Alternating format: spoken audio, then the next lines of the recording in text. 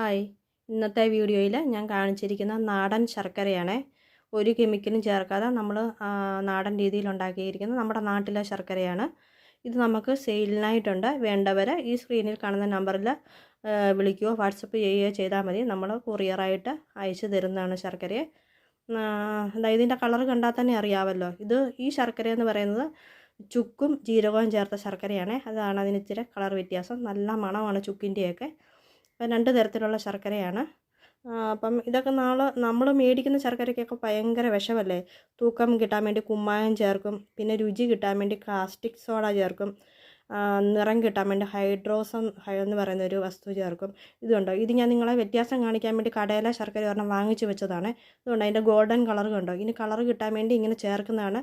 നമ്മുടെ ശർക്കരയുടെ original ശർക്കരയുടെ colour കണ്ടോ. അതിൻ്റെ വ്യത്യാസം. ഇത് കണ്ടോ, ഇത് മെഷീനറി പോലെ നല്ല ഉരുട്ടി. നമ്മുടെ അത് ഇങ്ങനെ കൈ ഉരുട്ടിയെടുത്ത ഇതുണ്ട്, പാടുണ്ട് കഴുത്തിൽ. അപ്പോൾ ഇതൊക്കെ നമുക്ക് വയറിന്, നമ്മുടെ ശരീരത്തിനൊക്കെ വളരെ ദോഷമാണ് ഈ കടയിൽ നിന്ന് വാങ്ങിക്കുന്നത്. ഇങ്ങനെ കെമിക്കലുകളില്ലാത്ത ശർക്കര നമ്മൾ ഉപയോഗിക്കാനായിട്ട് ശ്രദ്ധിക്കുക. അപ്പം നല്ല ശർക്കരയാണ്, നിങ്ങൾക്ക് വിശ്വസിച്ച് വാങ്ങിച്ച് ഉപയോഗിക്കാവുന്നതാണ്. അതായത് രണ്ടിനോടുള്ള കളർ വ്യത്യാസം ഞാൻ കയ്യിലെടുത്ത് കാണിക്കാം. അപ്പോൾ താല്പര്യമുള്ളവരൊക്കെ വാങ്ങിക്കുക. Thank you.